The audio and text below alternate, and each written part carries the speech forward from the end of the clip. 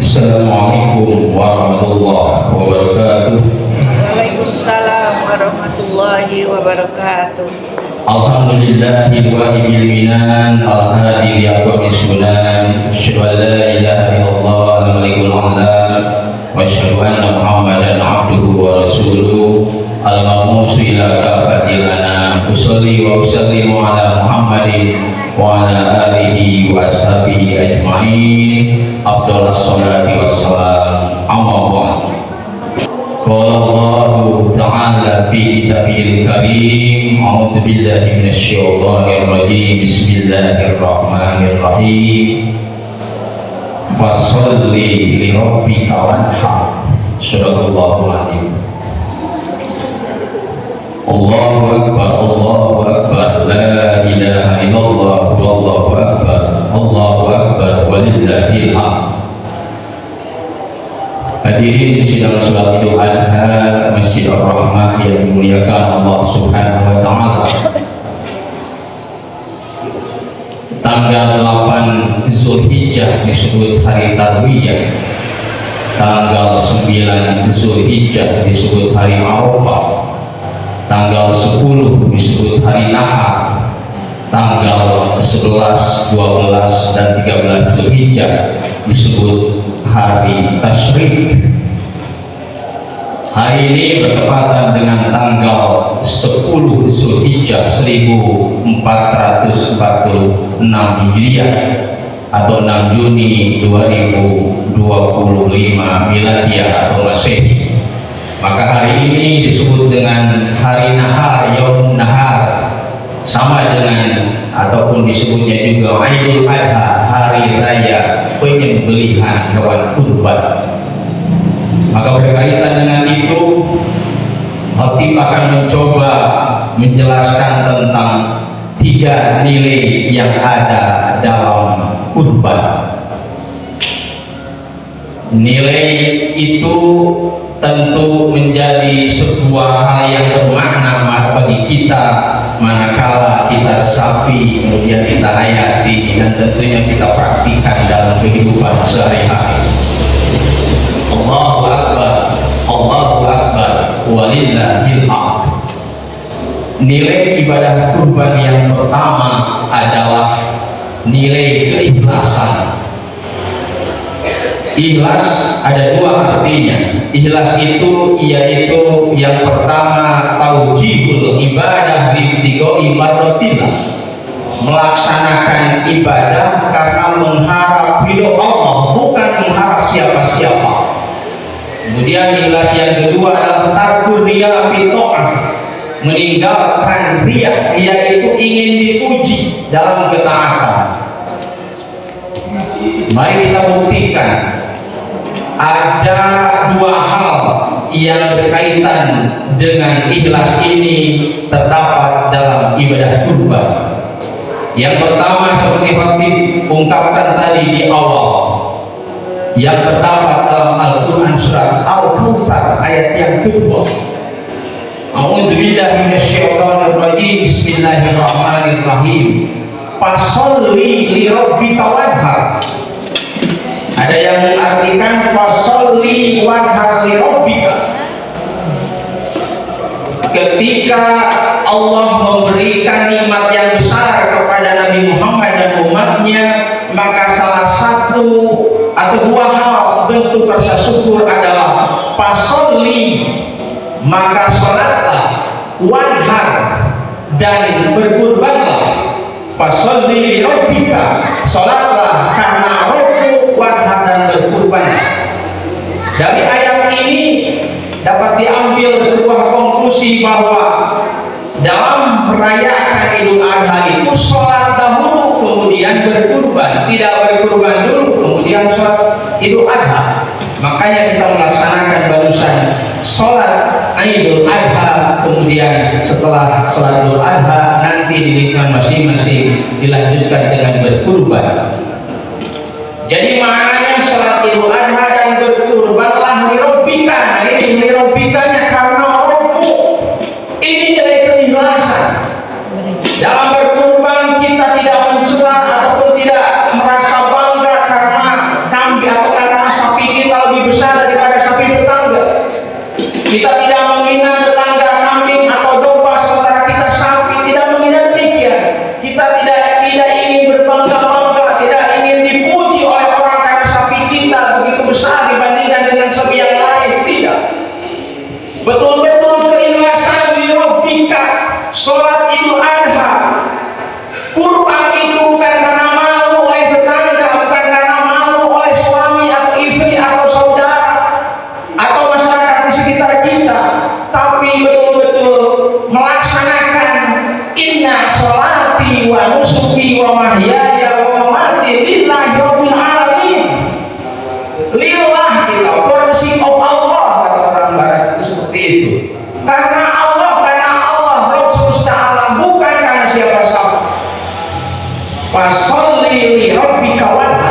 bukti yang pertama bahwa dalam berkurban itu harus ikhlas karena Allah.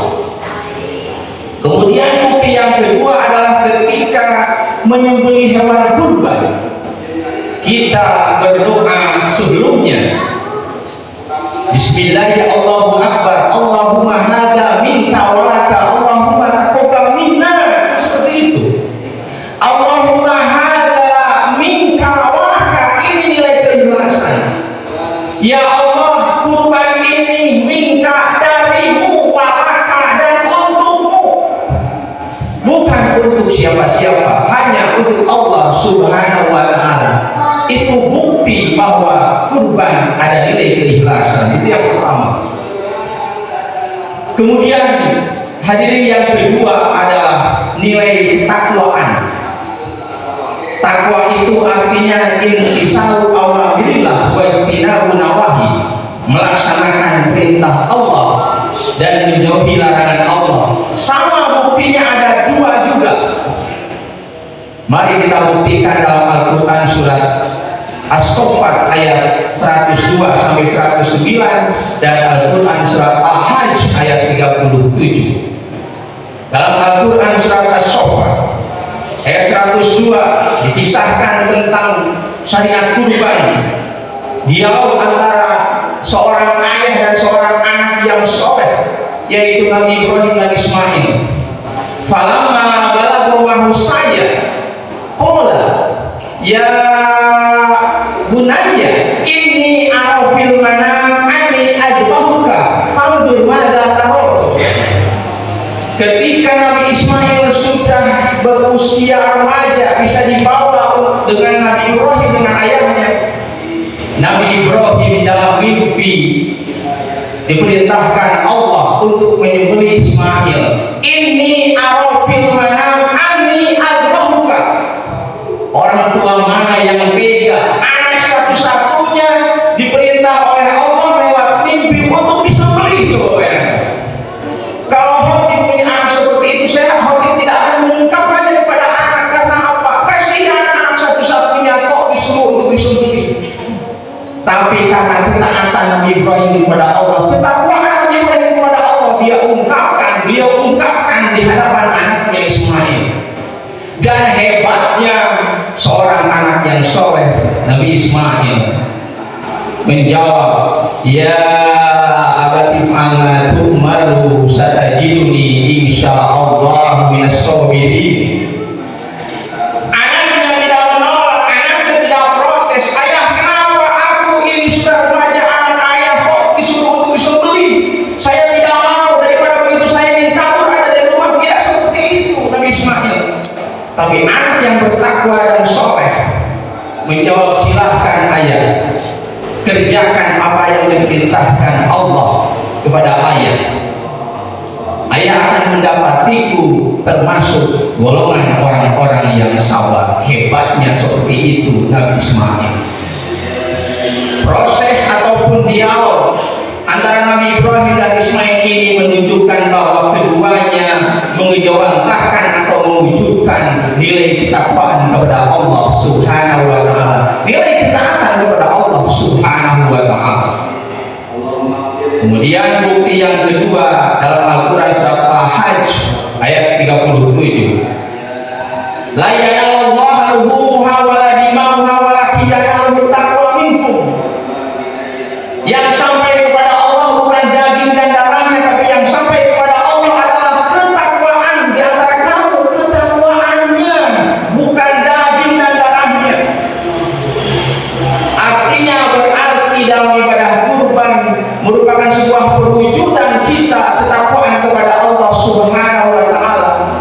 Kita menunjukkan bahwa kita orang-orang yang muttaqin, orang-orang yang benar-benar melaksanakan perintah Allah dan menjauhi larangannya. Kita benar-benar melaksanakan yang namanya kurban. Man wajada sya'atan falam yudhi fala yaqrabanna musallana.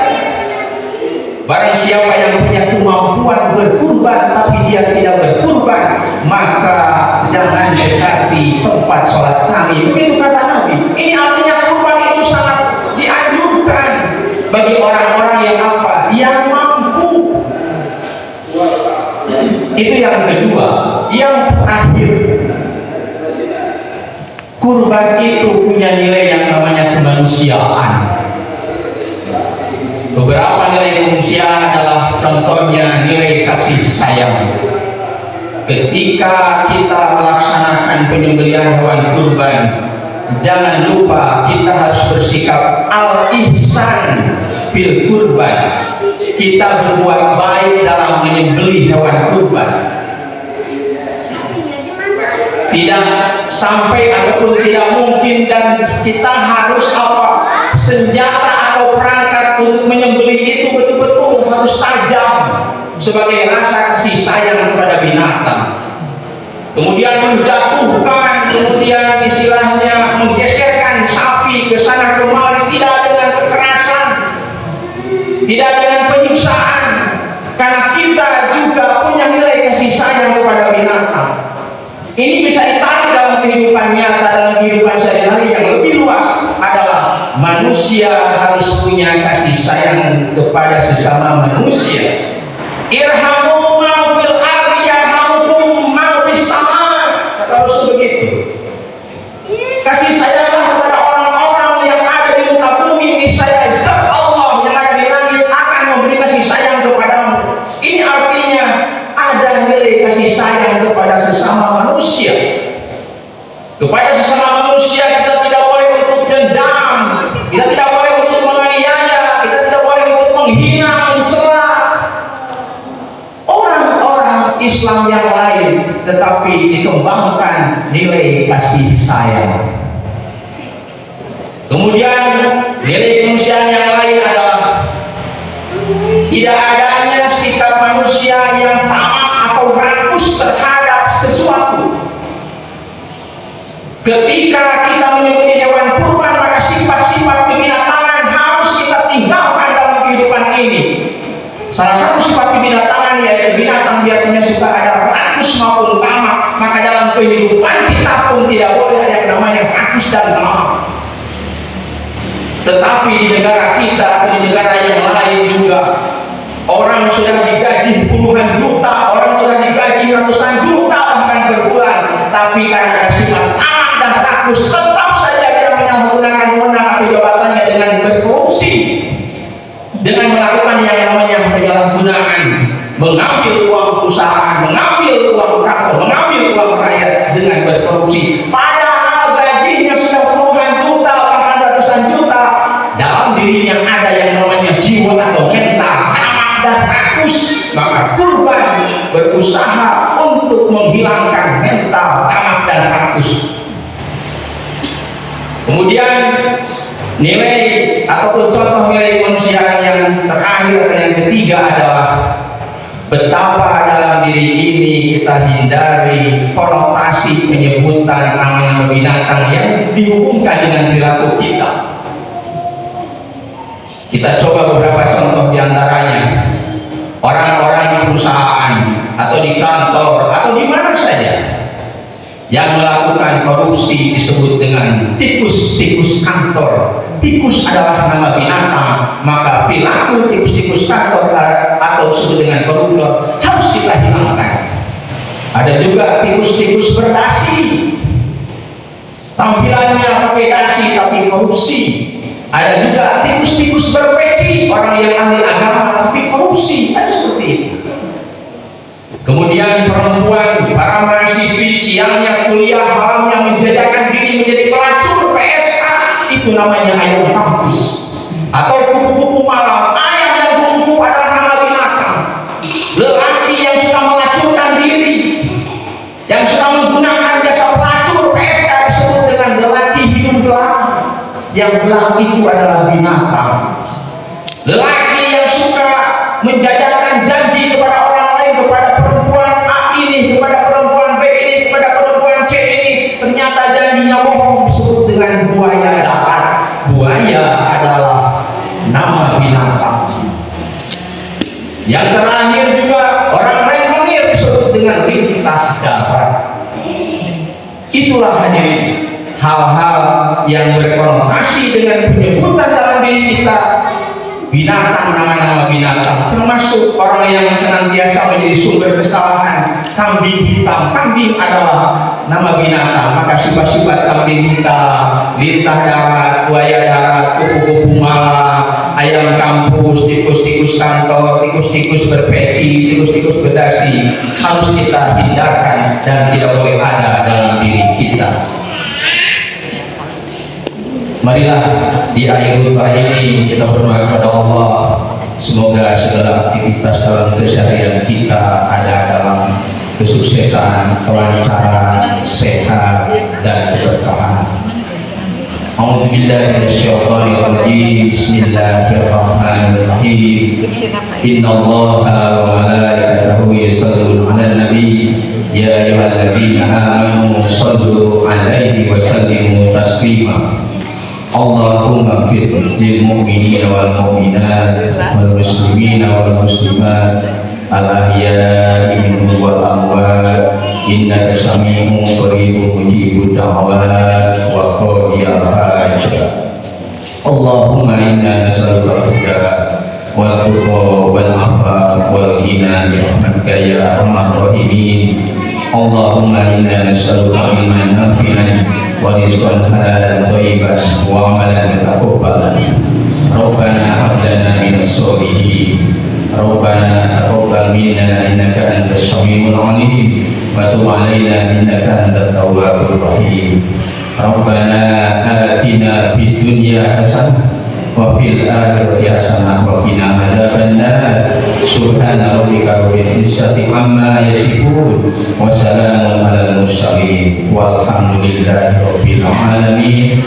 Billahi taufiq wal hidayah. Nasrul minallah wa rahmun qarib wa basyiril mu'minin. Assalamualaikum warahmatullahi wabarakatuh.